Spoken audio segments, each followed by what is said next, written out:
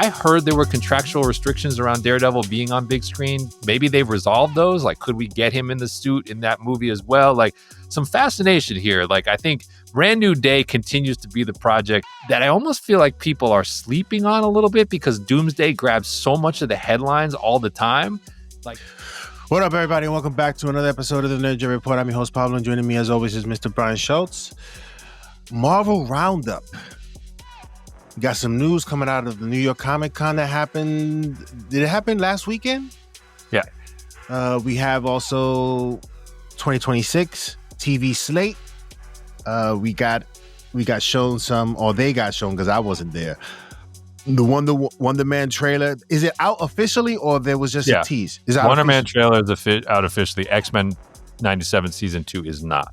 Okay, so we got some glimpses, some leaked video from that. I didn't want to watch it that way, Brian. I want to give it the respect that it deserves and to see what these guys got to show us in its full potential. We got some Spidey and Doomsday updates, and Channing Tatum continues to show his enthusiasm for what he is a part of, for what he sort of, he took a page out of Tom Holland and pleaded his case. And now he feels the same thing Kevin Garnett felt. Anything's possible. First off, New York City Comic Con panels, Brian, what did we get out of that event? Well, we got more of a confirmation of, it was a focus really on the television side. And I think it's somewhat significant because, as we know, Marvel Television's gone through a kind of an overhaul where they came out of the gates thinking they could sort of basically be like the movie side of the house in a TV sense. And now they've moved more toward a conventional structure of having a showrunner and sort of wanting to build on projects they think can run for multiple seasons as opposed to just doing one limited series and out. So in theory, we're transitioning over. We're not fully there yet, but next year will be the first time we start to see the new version of it, I guess, if you will, and how they want to run it. This is AKA they learned their lesson and now they're doing it the right way. Continue. Yeah, I mean, they tried to break the mold and the mold broke them, basically. But they still have, a transitional show in Wonder Man. And I don't really know what else to call it because that one was made under the old style. And so they put out a full trailer with Yahya Abdul-Mateen as Simon Williams, Ben Kingsley reprising his role as Trevor Slattery. And looks like the trailer is very meta, right? It's talking about the production of a new superhero movie called Wonder Man by this sort of legendary but recluse director who's talking about how there's way too much superhero fatigue and people are tired of it. And this is the way to reinvent it. And Simon Williams sees it as a party has to have. It's not at all an action trailer. It's very, like I said, it's very kind of darkly comedic to somewhat dramatic. And like I said, it seems to me when I watched it, I could feel the time delay between when the show was announced and when it's coming out. And what I mean by that is the content of this trailer felt very much to me like the MCU at the peak of its powers, riffing on itself in almost this derivative way. Whereas now, inadvertently, I feel like the show has become, like what they showed in the trailer was like, well, yeah, people really are fatigued and tired of this crap and don't want to watch it. And it's like, I'm not sure why you're drawing attention to that in this trailer. And the fact that there's like no action, no recognizable characters really feels niche-y to me. It's like, I don't know who this trailer is really going to hook. Like, I'm sure there's diehards who know the character, who are diehard MCU fans who will watch anything. And Yaya's not bad and Ben Kingsley's not bad. But like, I just watched it and I was like, this feels small and like 5 years too late. But it was kind of announced like 4 or 5 years ago. So yeah, it's coming. And so the other thing is they shifted it, right? It was supposed to come out this year in 25 and they shifted it into January. And, they call January Dumpuary in Hollywood because that's where the stuff you put that you don't really think is going to do much or believe in. And whatever. I mean, I think Marvel put Echo in January and put all the episodes out at once last year. So I think this feels very much like something they had an idea for in another time of the MCU, and now they shot it, so they're putting it out, but it doesn't really feel like it kind of belongs anywhere. So I don't know what this is gonna really generate in terms of buzz. Do you think it's gotten? You mentioned Echo. Do you think it falls in the same bucket as Echo, Ironheart, some of these Eyes of Wakanda? Do you think is falling along the same lines as far as promotion, the treatment, I would say, of these characters? Yeah, I do. I mean, like I said, I think the where it's placed on the calendar and the fact that we're getting this is the first real trailer and footage we've seen, and like what's in that trailer. A trailer is supposed to get you hyped.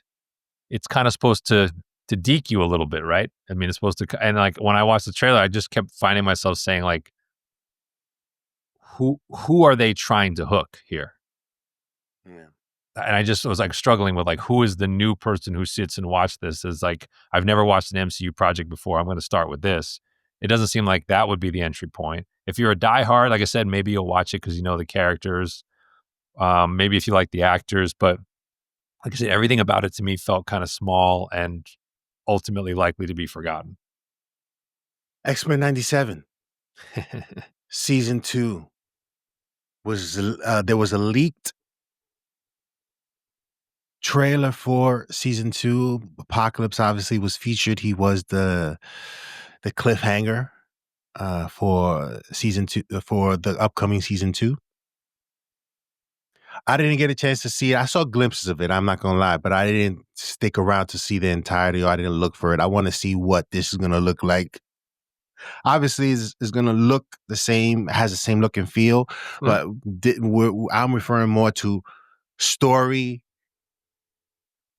I think the trailers will be an interesting point in terms of our excitement for season 2, because I'm going in with the expectation of it being as good as the first season, regardless of the changes that have been made, Brian, because we know the obvious ones. But I still want to see the trailer. I want to still feel that feeling of excitement for when this is released. How did it make you feel? It it kind of was like a sizzle reel, to be honest. I mean, it basically Apocalypse. You hear the voice of Apocalypse, and he's kind of the lead-in of the trailer. So you kind of see like how Apocalypse was portrayed in the '90s show, and then you kind of see the new iteration of it. And then a lot of it's just quick cutting, cool shots. So like I think one of the highlight shots for a lot of people, if you haven't seen it yet, is you get Wolverine in the brown suit in a pose that if you've read Wolverine issue 1 is a straight lift from the past. So like that's like a moment, right? So if you're there and you see the shot and you're like, oh, that's literally that panel, which as we know they did very successfully in season 1, right? The Magneto ripping the adamantium out of his skeleton. That's a panel. That's an actual animation of a real comic book page. So there appears to be some of that again, but most of it's just more like character beats. It's impossible to tell in this teaser how they're linking past, present, and future, right? I mean, you know they have to, and you know they will. You know there are shots I think of a little bit of, we see those like Cyclops, Jean, the family, right, at a different time period. So you kind of see the little things that connect, but you know. There's one really cool shot of Magneto from over his shoulder too, which I really like. Just the way they shot it down. He's kind of clearly floating and kind of has this world kind of in front of him. I just like the look of that shot, but impossible to tell what or how the story has changed. And I will say that in a rare olive branch moment, Bo weighed in to actually kind of applaud the teaser as sort of just like a rah, congrats to everyone, you know, like, and kind of saying like, let's still root for this kind of deal. Like this is hard to do, and like let's still root for it. He's like, they're into the hardest part of like post production, but he's like, the sizzle reel looks great and looks exciting. So that's an absolute like gonna butter them up before the first episode comes out, and he's gonna be full Lawrence Taylor off the edge. Right? I'm telling you, crazed dogs, who man. knows if he's who knows how he's setting this up, but it still gives us hope and some excitement to see what this is going to be because of how good the first season was, Yeah. Brian. You know what this was, though? We talked about this a little bit. This teaser, though, just the way it's formatted, is what I hope the He-Man teaser is. Because it's like they give you a tiny narration of a character you're going to care about. And then everything else is like, I just want a quick cut and show you cool stuff. And I don't want to give away anything. Yeah. I don't think that's what we're getting, but that to me would be like, if you want to get people buzzy about He-Man, just do that. And don't give us the goods. Don't give us the goods. And you know what I'm talking about. The stuff that you just can't Avengers Assemble. That's it. Save it. Yeah. Think about how that was done, yo. Think about how that was done. You just can't do it in the teaser. You can't Aquaman the joint. You're right. That's the right one. Yeah. That's the right one. For those of you who know what I'm talking about, explain it to everyone else, please. In the comment section below. In the very first trailer, they give you the shot of Jason Momoa as Aquaman in the full Aquaman costume with Atlan's trident that occurs at the very end of the film. They show it as like the final shot of the first teaser. It's like, why, yo? And it loses all impact when you see it in the theater. Imagine they would have gave you Avengers Assemble in the teaser. Just imagine it. Meow, meow, meow, meow. Meow, meow, meow, meow, meow. You know what I'm saying? There's some Spidey and Doomsday updates, Brian. What are those? Well, let's stick on TV for a second. Just let me give you the rest of the roster. Don't have to talk about everything, but some things that were shown and talked about. So Wonder Man is January. X-Men 97 Season 2 is summer. We've got Daredevil Born Again Season 2, or more accurately, the Part 2 of Season 1, but no longer with the Hydra, no longer with the mashup. It's just all shot by the Netflix people. Okay. They did show footage with Kristen Ritter as Jessica Jones, the worst kept secret of all. Yes. There's shots of Vincent D'Onofrio's Kingpin, and they confirmed they are going to do a third season before this second season comes out. So they're going to bet that the second season apparently is going to build on the audience of the first, which was disappointing. So you get that. And this shows confidence. It does. It also begs the question, and with confirming the third season, the obvious question to me is, I had previously assumed they would really try to bunch up Mike Coulter and maybe Finn Jones and get that full Defenders arc going. With the confirmation of a third season, they no longer have to do that necessarily. They could stretch that out a little more. So that's the storytelling element that I think we'll have to see. I think that approach is the right approach, in that you don't do everything, give us everything now. You do it appropriately, yo. If we know they're gonna be in there, let's do it dope. Let's build the excitement. Let's tease whatever situation. Let's not, again, give us the good so early on, and by the time the end of it, we come to the end of it, this is just like whatever. You know what I'm saying? I'm not saying save it up to the last minute, but build upon it. Don't just throw it all in there. But let's see. Yeah, I mean, this is obviously, I mean, for Daredevil, this is kind of we talked about it last time with Peacemaker, like the good artist, bad album. I mean, I think last season was bad album, right? I mean, first 3 seasons of Netflix all were varying degrees of excellent to classic.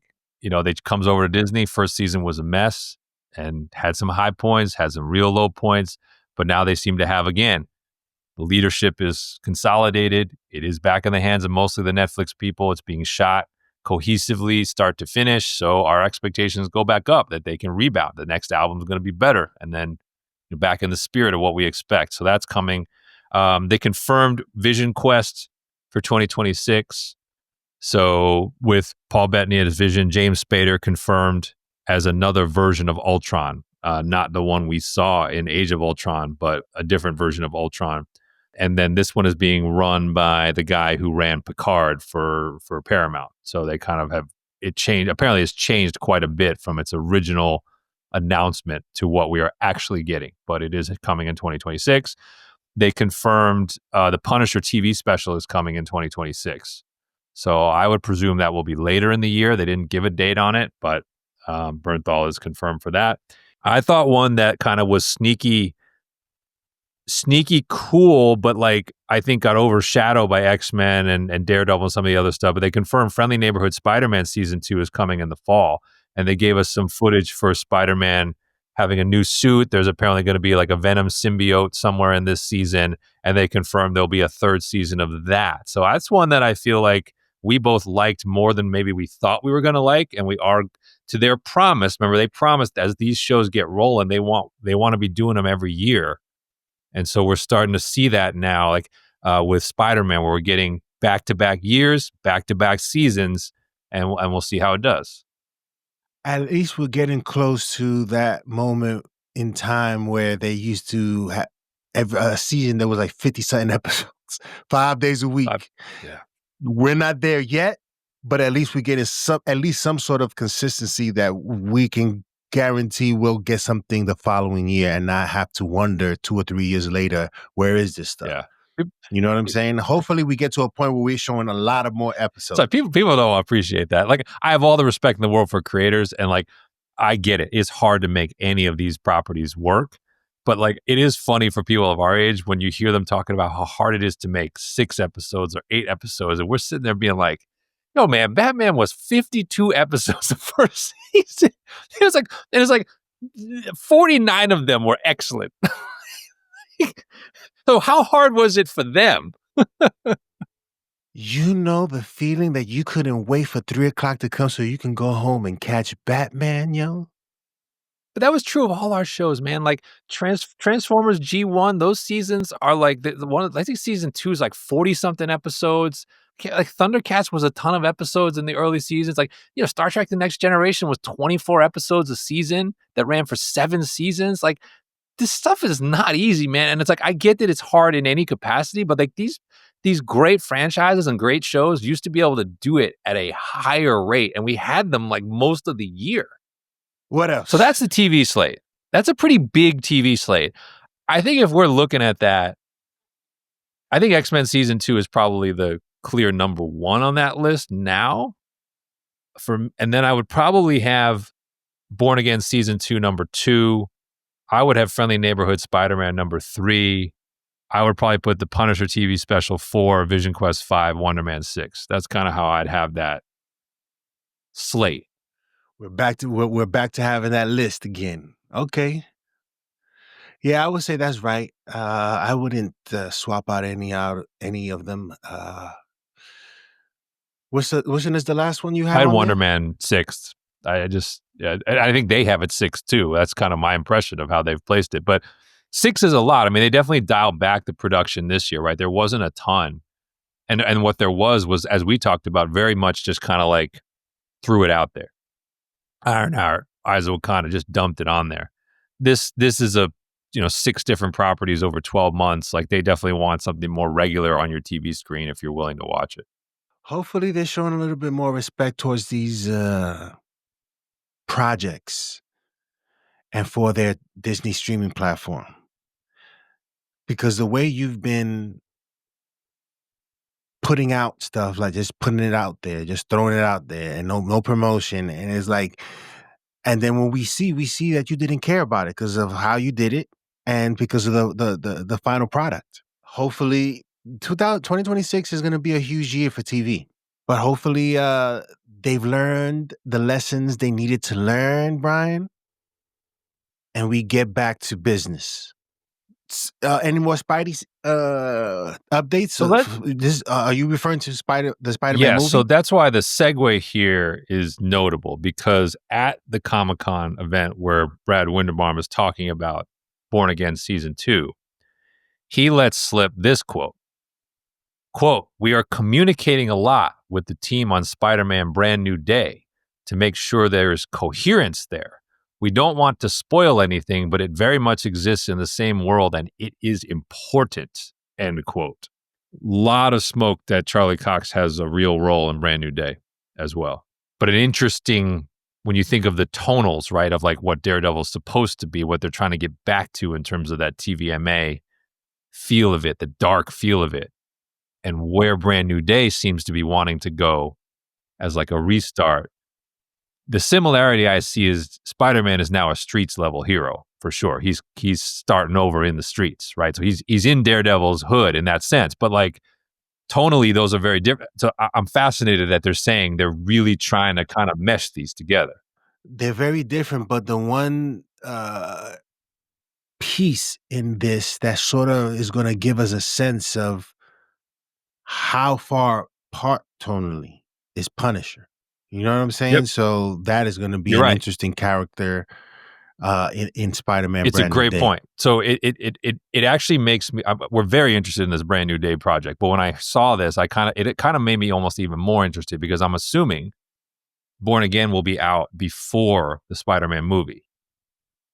So it means that some things in that series, season 2, might be relevant or have impact on the film when we see it. And then you're right that the Punisher's involvement in Brand New Day really means that I'm just fascinated to see what Destin Cretton is putting together, like in terms of feel, look. Like we know it's practical. We know they're really wanting it to go different.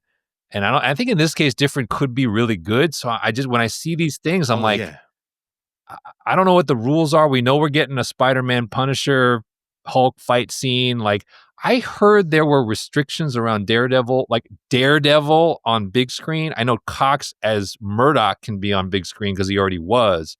I heard there were contractual restrictions around Daredevil being on big screen. Maybe they've resolved those. Like, could we get him in the suit in that movie as well? Like some fascination here. Like I think Brand New Day continues to be the project that I almost feel like people are sleeping on a little bit because Doomsday grabs so much of the headlines all the time. Like, I think this one is the one, And not in a good way. like this is the one to watch. Like, it may not be great, but something's happening over here that's very interesting. I would say, Brian, that there is there's some concessions that are being made here in regards to how much they perhaps need each other. If Daredevil does his thing, if he shows up in Spider-Man Brand New Day, that can directly lead into viewership in the Born Again series. You know what I'm saying? And they also said the Punisher special is coming before Brand New Day as well. And they're saying, quote, it establishes how Frank gets to where he is when Brand New Day kicks off. A lot of connective tissue here, folks. It's about connection. And we are there to watch all of it, to see how it all unfolds. And that is the point. Why do you think General Hospital is still on? People are still watching to see what happens next, and it's all about how they are able to do it with these characters. And we have some positive history with all these actors, too. I mean, as much as we complained at points about Born Again Season 1, like Cox as Murdoch still remains an excellent portrayal. Bernthal as Frank still remains an excellent portrayal, and Holland as Peter Parker, right? So I think part of the intrigue here is like how they're bringing them together because we have sort of equity in all of them. So I think this is, as I said, I think Doomsday is like the headline grabber of 26, but this triumvirate here is the thing I think people should be watching. And this speaks to what we previously spoken about in terms of using TV and movies so that people can go see it on the big screen and seeing what else is happening in this world at home. And they're using those platforms to lead people towards the big stuff on the big screen and see the little details on the little screen. So rights-wise, we already know Holland can't appear in either of these shows. So you don't have to worry about some BS hype of like, is there going to be a Spider-Man cameo? There cannot be by contractual rule. But you know what it reminded me a little bit of is our pitch and our dream for the linkage between the Penguin and the Batman. Because if they're going to bring Born Again in the spring and they're going to bring the Punisher at the start of summer, and both of those effectively are going to set the table for where Matt Murdock and Frank Castle are heading, and maybe even Wilson Fisk heading, we don't know if he's in Brand New Day or not, but like heading into Brand New Day, then they will effectively have done what we suggested Matt Reeves do with the Penguin, which is use the television show to bring the characters right to the moment where the movie kind of swoops in and takes over. And that's effectively what Disney is teasing. Now, maybe it's hype. As we said, we can get got on that type of stuff before. But I am fascinated to see if they're going to maneuver both Daredevil and the Punisher into position to where they are now set up for it to make sense for Spider-Man to come into their world or them to come into his. And that, I would watch these anyway, but I certainly will watch for that specifically with the idea that we're getting the Spider-Man movie right away. We're not waiting 2 years to get the resolution. It's coming right behind these shows. Doomsday. I don't know, man. I may have to recuse myself at some point from Channing Tatum Doomsday discussions. I just can't. I can't. So he made a comment about the Russo brothers where he basically was like, quote, the Russo brothers, when they make movies, each movie has to outdo the previous one.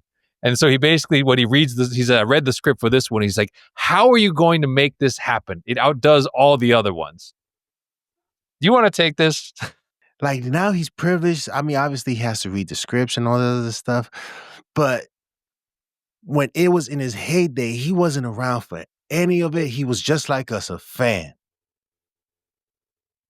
Now he's in there. He's in there giving us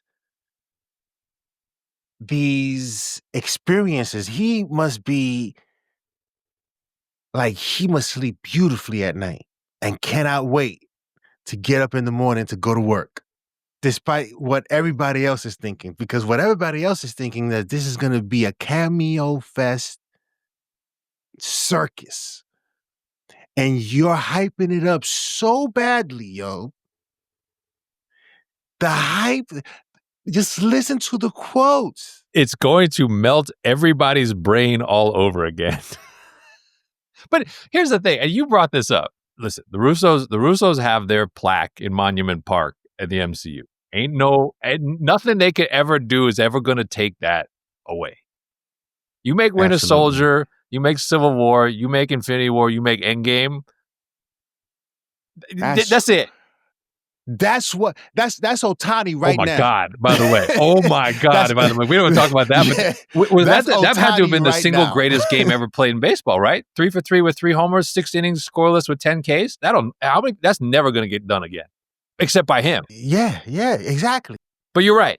You make those 4 movies, like you can write your ticket to make anything else, and they have, because since that time. The Gray Man, Citadel, what are they? Cherry. Like, it's not good. Man, part of the reason they're back is because of stuff they made after that just has not worked. What was the other one? Electric State. That was not good. Electric State. They've been good at spending money. They haven't been good at making money. It's another case of, the Candyland. Russo Candyland turned out to be kind of sour, at least for the studios. So anyway, he's overhyping the Russos coming back. And then he talks about tone. I don't know what else we would expect him to say, to be quite honest, but someone asked him about the tone. He said, the Russos love their comedy. That's always going to be there as well, but it's definitely going to be a dramatic movie, end quote. That's kind of the MCU. They always like the quippy one-liners, and then they want to have the emotional moments. But then he tosses in the Cajun stuff. So it's just like, quote, I have to interpret what I need to get across in the scene, and I got to make sure that, is this line for a joke, or can I really Cajun this one up? Or is this line for plot, and do I need to be really clear but still use a Cajun accent? It's always a bit of a push and pull, end quote. The direction that perhaps you want to take with this, I don't know if you want to completely change it. I think you keep that, what you were doing, and not try to change it too much where you're trying to be real serious. I don't know if it'll come across well. You know what I'm saying? He may be attempting to have an Oscar-winning or nominated performance here. That was my issue with the quote. On the list of things that matter for this movie, the degree of Cajun drawl in Channing Tatum's voice doesn't make the top 100. And the idea that, like, his lines are going to be that meaningful for whatever the plot of this movie is going to be, I find highly unlikely. I mean, maybe I'll be wrong about how this has been set up, but this is a cameo role speaking as if he's a star, to which I give him The Rock's classic line, know your role. The Roof Man is getting a lot of buzz. Well, that's why he's talking, right? He's promoting the Roof Man. But I mean, in promoting the Roof Man, he's spending an awful lot of time talking about this. It's like, you know, it'd be ironic is if they cut this movie together and he winds up being like Red Ghost Malkovich. That would be disheartening. The phones will be out to see his reaction at the end of this movie. Gambit's last ride. That's good. You know, but I'm not clearly I'm not going to be able to handle this, but like, you know, the hype's going to come from all corners, but I don't need it from Channing Tatum. It's like your hype. It's like, yo, chill, like sit out, champ. But yeah, that's our Marvel Roundup show. Anything else, Brian? No, the television was the big news. Doomsday and then the Spider-Man linkage, I think, was the big thing for this week. Well, actually, there's one other thing. Maybe I'll just give T. Pablo up for this a little bit, which is the HBO has their Task series wrapping up right now, starring one Mark Ruffalo. And so, of course, someone had to ask him about the Hulk. There's still rights issues, but he does throw I would love to have a solo Hulk movie. I don't know if you know the story of that, but it's not really owned by Marvel. It's Universal property, so I don't know if it'll ever come to be, but we keep talking about it and what it would be. But I'd love one. I do think the audiences would be into it if we could crack the nut of it, end quote. I think the ship has sailed. Even if they could do it legally, I don't think it should be him that's doing it at this point. He wants redemption. He knows what's being said about his Hulk. He knows it. He wants redemption. And I can't blame him. But at this point, it's like, yo, you did what you did. You started off okay. You started off well. Then the Russos, your peeps, wrote you the way it was written. And we got what we got. The Hulk won't come out? Are you kidding me? The Hulk's arm is in a sling? Are you kidding me? I've already spoken about how they could have resolved him going back into the Savage Hulk after he snapped his fingers. But no, you want to put him in a sling. And then they put him in a Hawaiian shirt. It is become ridiculous. The Hulk is a joke. And now you want redemption. Another piece of Spider-Man Brand New Day that I think is going to be fascinating to see is can they take steps to start to rehabilitate that? Possibly. Let's see. I want to see what this opportunity that has been given to him looks like. But we'll see. But yeah, remember to hit that like and subscribe.